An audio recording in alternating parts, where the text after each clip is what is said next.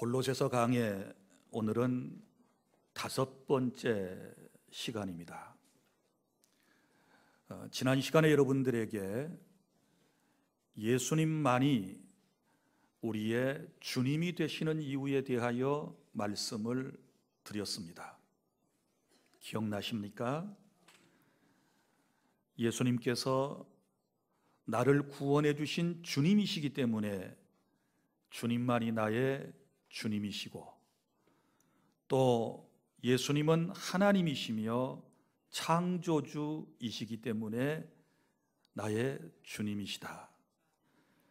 그리고 교회의 근본이 되시고 교회의 머리가 되신 분이시기 때문에 나의 주님이 되시며, 또 하나님과 인간 사이를 화평케 하시려고 대속의 죽음을 통하여 우리와 하나님 사이를 연결해 주셨으므로 예수님만이 진정한 나의 주님이 되신다라고 하는 말씀을 드렸습니다. 오늘 이 시간에는 예수님을 나의 주님으로 확고히 믿는 사람들이라면 어떻게 살아야 할 것인가에 대하여 말씀을 드리겠습니다. 오늘 본문은 이렇게 시작합니다. 나는 이제 너희를 위하여 받는 괴로움을 기뻐하고 그리스도의 남은 고난을 그의 몸된 교회를 위하여 내 육체에 채우노라. 이렇게 본문이 시작이 되는데 이 말씀의 뜻이 무엇일까요? 사도 바울은 골로새 교회 성도들을 위하여 감사했고 기도했고 또 지금 기뻐하고 있는 모습을 볼 수 있습니다. 한 번도 가본 적도 없고 만나본 적도 없고 더더구나 자기 자신이 개척한 교회도 아닌 골로새 교회 신자들을 향하여 바울은 이런 멋진 표현을 하고 있습니다. 진실로 예수님의 마음을 갖는 사람들은 타인에 대해서 감사할 줄 알고 그를 위하여 기도하게 되고 또 그에게 주님을 가르쳐주고 그리고 또 그들을 위하여 헌신하고 수고하는 것조차도 기쁜 마음을 갖게 되는 것입니다. 이런 은혜가 우리 주 안의 모든 성도 여러분들에게 함께 하시기를 바랍니다.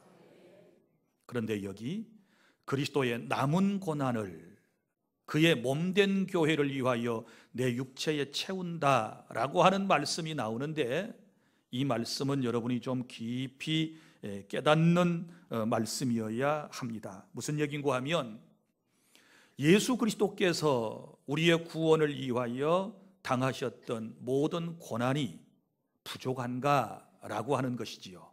여기 채운다, 그리스도의 남은 고난 그랬으니까 주님께서 우리를 위하여 고난받으신 것들이 무엇인가 부족한 것이 있어서 우리가 그것을 채운다라고 하는 뜻으로 우리가 받아들여서는 안 됩니다. 우리가 분명히 아셔야 할 것은 우리의 구원을 위하여 주님께서는 완벽한 고난을 치르셨습니다. 이 사실을 믿으시기를 바랍니다. 구원을 위하여 예수 그리스도께서 우리를 위하여 행하셨던 그 모든 고난, 그것은 더 이상 보충할 것이 없습니다. 주님께서 내가 다 이루었다라고 말씀을 하실 때 율법에 따라서 예수님은 십자가에서 피를 쏟고 죄인된 저와 여러분을 위하여 모든 것을 다 해결하셨기 때문에 더 이상의 구원을 위하여 그 어떤 보충 재료도 필요하지 않다 그 말이고, 그럼 이 말의 뜻은 무엇일까요? 자, 예수 그리스도의 고난의 결과로 많은 사람이 구원받아 교회가 생겨났습니다. 이제 더 많은 사람들이 구원받고 주님께 돌아올 수 있도록 저와 여러분이 육체적 수고를 통해서 계속해서 복음을 전해야 된다라고 하는 말씀입니다. 이해가 되셨습니까? 완벽하게 이루어 놓은 구원 사역을 우리가 저 세상 사람들에게, 믿지 않는 사람들에게 전하기 위해서 육체적인 고난, 수고로움을 우리가 감수해야 된다, 그 뜻이에요. 자, 그러면 이제 우리가 수고해야 할 세 가지를 말씀을 하고 있는데, 첫째, 24절부터 27절까지는 복음 전파를 위한 수고가 있어야 합니다. 자, 예수님을 구주로 믿는 사람들은 예수 그리스도를 다른 사람에게 전해야 할 사명이 있는 것이지요. 그래서 사도 바울은 예수님을 만나 구원받고 난 이후에 이 복음을 전하기 위해서 그는 유럽 전 지역을 다니면서 얼마나 수고를 했는지 모릅니다. 특별히 그 결과로 이제 사도 바울이 에베소에 가서 복음을 전하게 되었을 때 어떤 일이 있었습니까? 그때 에바브라라고 하는 사람이 그곳에 왔습니다. 그리고 그곳에 와서 복음을 전하게 되었을 때 그는 바울이 전해준 복음을 마음속에 받아들이고 너무 그 복음이 감격스러워서 자기 고향에 가서 하나님의 말씀을 전하고 교회를 세우지 않습니까?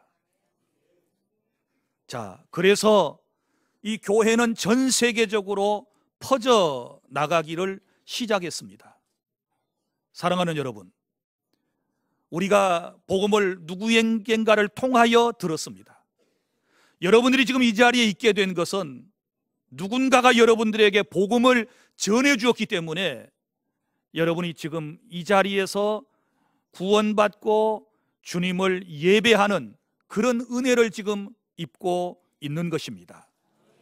우리는 복음의 빚진 자임을 항상 기억을 하고 사셔야 될 줄로 믿습니다. 자, 그런데 이 복음은 비밀이라고 말씀을 하지 않습니까? 이 비밀이 전에는 감추어져 있었다가 이제는 드러났다라고 하는 말씀이 나오는데, 이 무슨 얘기인고 하면 예수 그리스도가 비밀이라고 오늘 말씀에 기록을 하고 있지 않습니까? 26절, 이 비밀은 만세와 만대로부터 감추어졌던 것인데 이제는 그의 성도들에게 나타났고, 감추어졌던 비밀이 나타났다, 이렇게 말씀을 하고 있습니다. 이제 드러났습니다. 예전에는 우리가 예수님을 믿지 못했던 것은 무슨 이유 때문에 그랬나요? 복음의 비밀을 우리가 잘 몰랐기 때문에 그래요. 누구에겐가 일찍 우리 민족에게, 저와 여러분에게 복음을 전해 주었다면 우리는 벌써 예수 그리스도를 믿음으로 구원받고 더 많이 하나님께 영광을 돌려드리는 그런 사람들이 되었을 거예요. 그런데 우리나라에는 130여 년 전에 복음이 들어왔고, 그리고 그 복음을 우리가 지금 들어서 그 비밀을 알고서 예수님을 믿고 구원받아 하나님의 자녀가 되었음을 믿으시기를 바랍니다. 자, 그런데 이 복음의 비밀을 여러분이 말씀을 할 때에 하나님께서는 우리에게 그저 놀라운 은혜로 구원을 우리에게 선물로 주셨지 않았습니까? 너희가 그 은혜를 인하여 믿음으로 말미암아 구원을 받았나니 이것이 너희에게서 난 것이 아니요 하나님의 선물이라고 말씀을 하셨습니다. 이거 비밀이거든요. 인간이 어떻게 구원받는가 전에는 몰랐는데 어떤 죄인이라도 누구라도 예수님을 믿기만 하면 하나님의 은혜로 구원받는 것을 이제서 우리가 알게 된 것입니다. 이것이 놀라운 은총이에요. 알기 전까지는 우리가 세상에 다른 신들을 섬겼고, 알기 전까지는 우리의 인생이 얼마나 방황하며 살았는지 모릅니다. 그러나 이제는 비밀을 알았습니다. 예수님만이 나의 주님 되심을 알았습니다. 이분을 믿어야 구원받고 우리가 살 수 있다라고 하는 사실을 이제는 알게 된 것이지요. 이제는 다 드러나게 된 것입니다. 그의 성도들에게 나타났고, 27절 하나님이 그들로 하여금 이 비밀의 영광이 이방인 가운데 얼마나 풍성한지를 알게 하려 하심이라. 이 비밀은 너희 안에 계신 그리스도시니 곧 영광의 소망이니라. 할렐루야. 나는 여기 모인 여러분들이 충분히 복음을 통해서 예수 그리스도가 어떤 분인가를 이해하시고 여러분이 지금 믿고 있는 줄로 믿습니다. 그렇다면 이제 우리가 해야 할 일은 무슨 일이겠습니까? 내가 받은 이 비밀을, 내가 알고 있는 이 비밀을 다른 사람들에게 전달해야 하는 일이라는 것을 기억하시기를 바랍니다. 비밀을 아는 사람들은요, 말하고 싶어 해요. 그것을 다른 사람에게 전해주고 싶은 마음이 마음속에서 막 올라오게 되는 거예요. 여러분 보십시오. 우리나라 선교 역사에 보면 이런 일이 있었습니다. 대동강변에서 순교의 피를 쏟고 이 세상을 떠나갔던 그 유명한 로버트 토마스 선교사님에 대한 이야기를 여러분은 잘 아실 것입니다. 이분이 1866년에 제너럴 셔먼이라고 하는 미국 상선을 타고 조선 땅에 복음을 전하러 왔습니다. 그는 처음에 영국인 선교사로서 중국의 파송을 받았었습니다.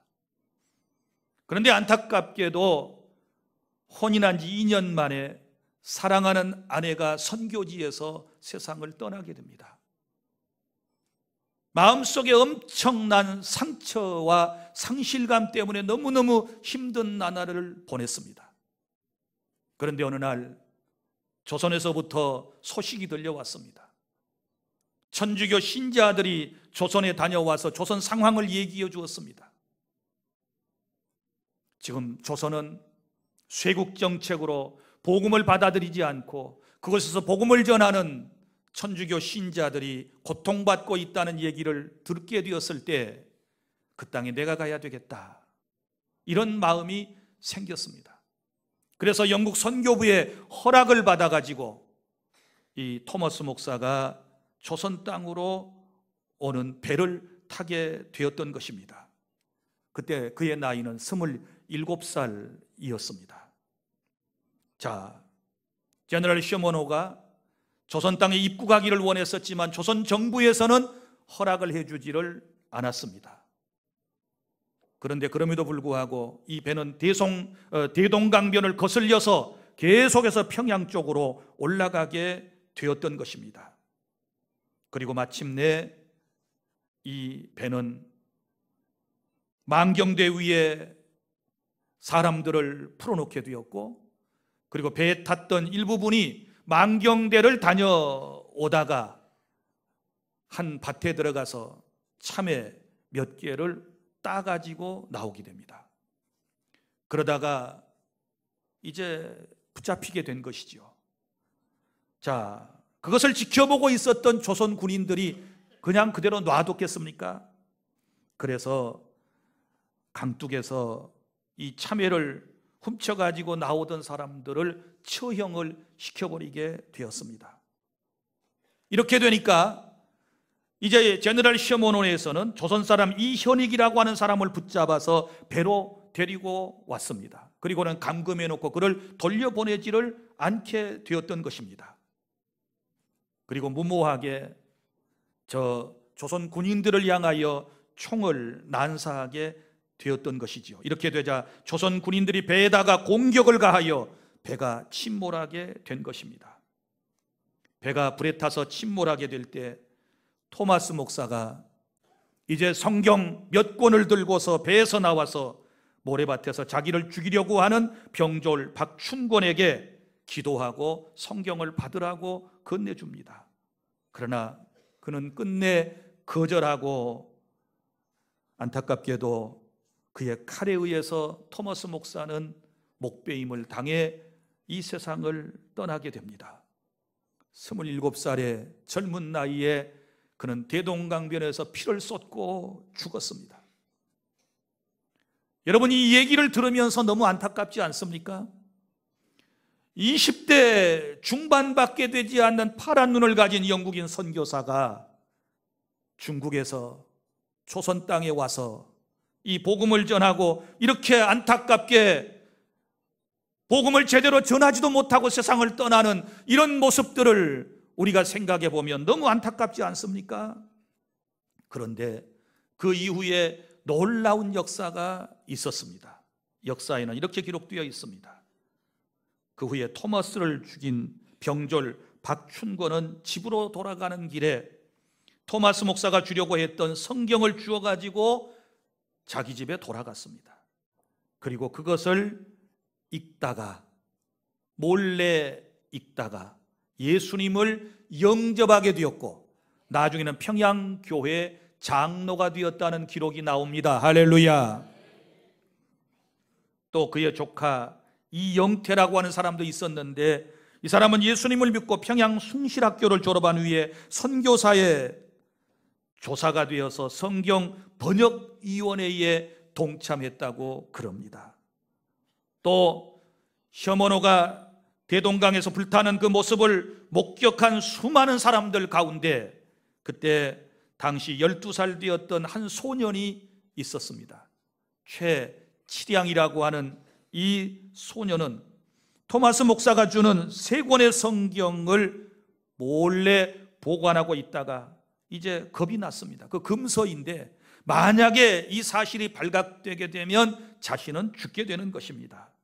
그래서 이 3권의 성경책을 박영식이라고 하는 관리에게 찾아가서 건네주고 그는 나왔습니다. 그런데 이 박영식이라고 하는 관리는 3권의 성경책을 어떻게 사용했느냐? 그러면 자기 집에 이 벽지로 다 뜯어가지고 이걸 사용을 하게 되었던 것입니다. 며칠이 지난 후에 이 최치량이라고 하는 소년이 궁금했습니다.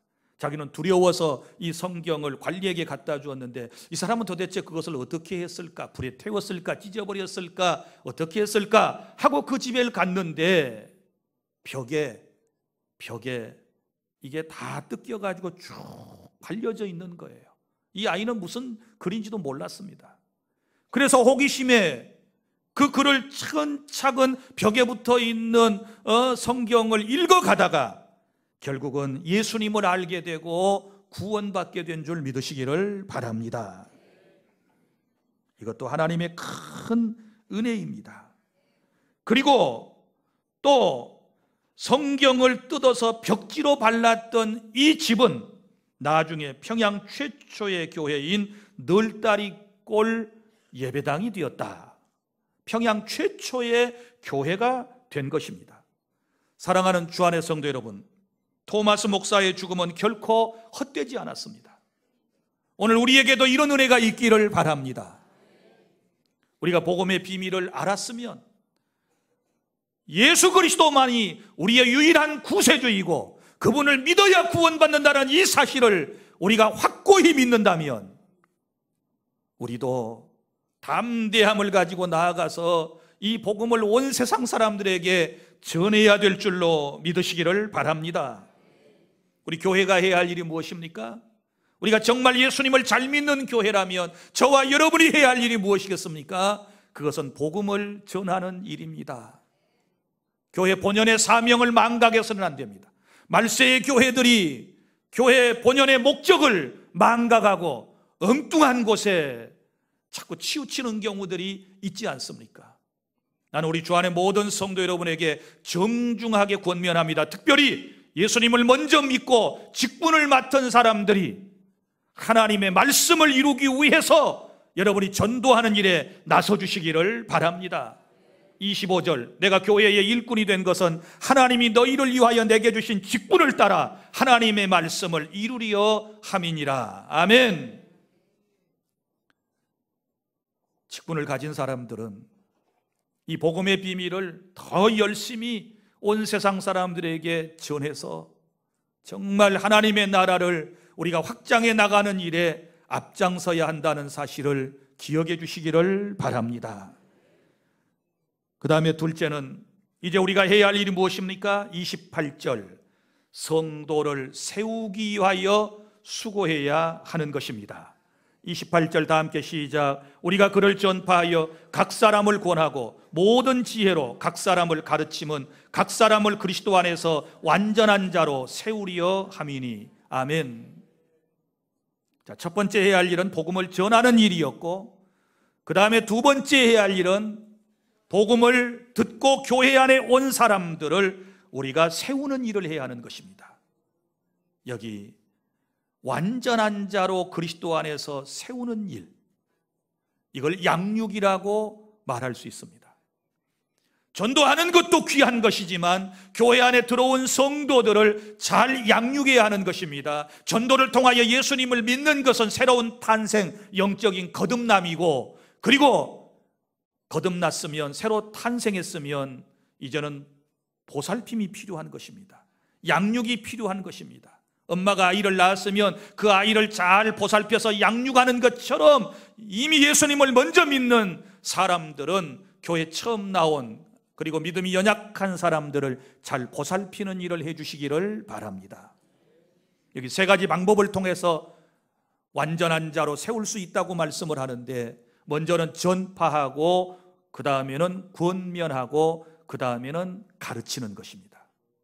전파하고 권하고 가르치는 일을 통해서 사람을 세워나가는 것입니다. 우리 교회는 사람을 세우는 교회가 되어야 합니다. 믿습니까? 그러므로 누구든지 교회에 속해 있는 분들은, 교회 안에 이제 들어오시는 분들, 복음의 비밀을 깨닫고 교회 안에 들어오시는 분들을 우리는 잘 세울 수 있어야 합니다. 양육해야 됩니다. 그러려면 몇 가지 마음이 필요합니다. 어떤 마음이 필요할까요? 먼저는 사랑이 필요하지요. 사랑 없으면 관심이 없어요. 지금 옆에 함께 예배하는 사람에 대하여 사랑이 없으면 아무런 관심이 없어요. 그래서는 안 됩니다. 우리는 예수 그리스도의 피로 한 가족이 된 공동체임을 기억해 주시기를 바랍니다. 사랑과 관심이 필요합니다. 믿습니까? 그리고 양육에는 인내가 필요한 것이지요. 사랑과 관심뿐만 아니라 인내가 필요해요. 여러분이 아이들을 낳아서 길러보신 분들은 아시겠지만은 그 아이가 자라나는 그 과정을 인내하면서 양육하는 것입니다. 얼마나 참습니까? 똥오줌을 다 가려주고, 말도 가르쳐주고, 세상을 살아가는 방법도 가르쳐주고, 이것도 저것도 다 가르쳐주지 않습니까?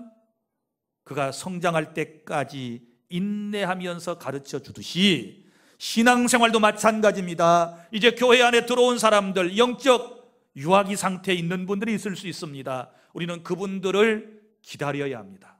사랑을 가지고 그가 변화되기를 위해서 기다려줘야 된다는 사실을 깨달을 수 있기를 바랍니다. 주님이 우리를 기다려주고 참아주신 것처럼 우리도 기다리는 마음이 필요한 것입니다. 저는 37년 동안 우리 교회를 개척하여 여기까지 이끌어오면서 기다림에 대한 많은 것을 배웠습니다. 저는 이제 기다리는데 선수가 된 것 같은 기분이 들어요.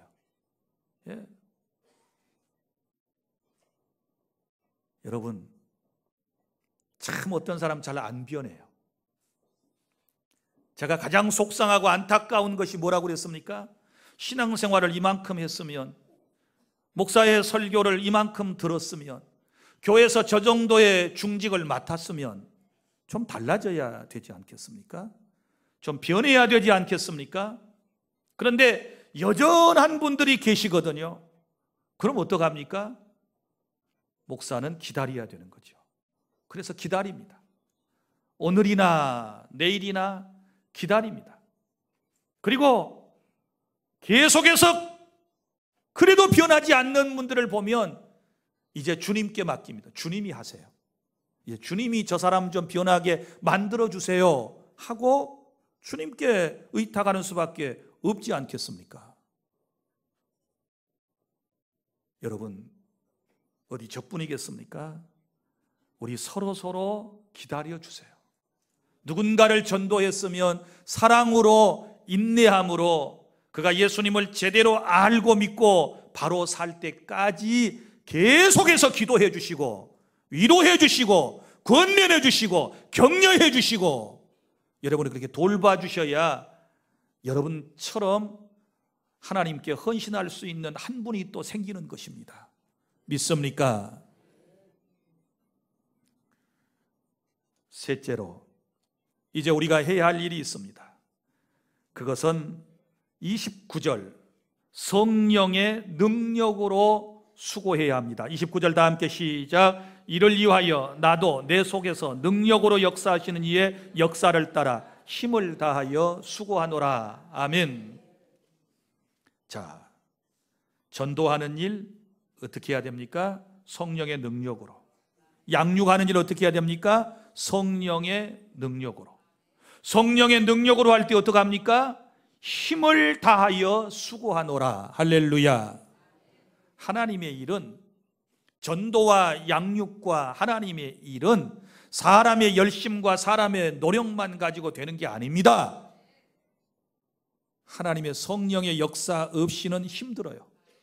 성령님의 역사를 힘입지 아니하고 여러분이 하나님의 일을 한다라고 할 때 얼마나 오래 가던가요? 얼마 못 가요. 금방 지쳐서 쓰러지고 내려놓고 그래요.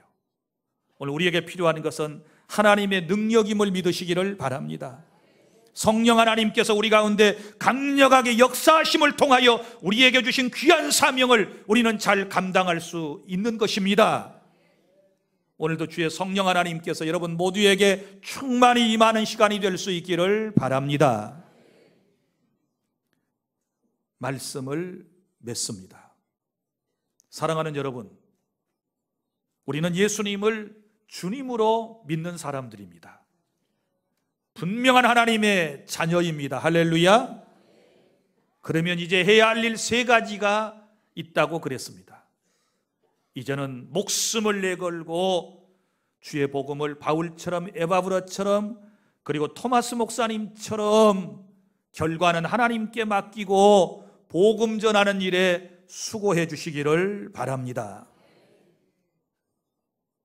그리고 또 이미 교회 안에 들어온 사람들, 전도되어서 우리 교회 안 식구가 되신 분들을 여러분이 부모의 심정을 가지고 잘 보살펴 주시기를 바랍니다. 완전한 자로 세워주시기를 바랍니다. 우리가 세워줘야 되는 거예요. 실수하고 나와 다른 모습이라 할지라도 용납하고 이해하고 우리가 기다려줄 줄 아는 그런 마음을 가질 때 한 새로운 가족이 주 안에서 온전하게 굳건히 서가게 될 줄 믿으시기를 바랍니다. 그리고 이 모든 일은 성령의 능력으로 가능하다. 인간의 힘으로 하려고 하지 말고 하나님의 은혜를 구해서 성령의 능력으로 귀한 사명을 잘 감당해서 하나님께 영광 돌리는 주 안의 모든 성도 여러분이 다 되실 수 있기를 바랍니다. 기도하겠습니다.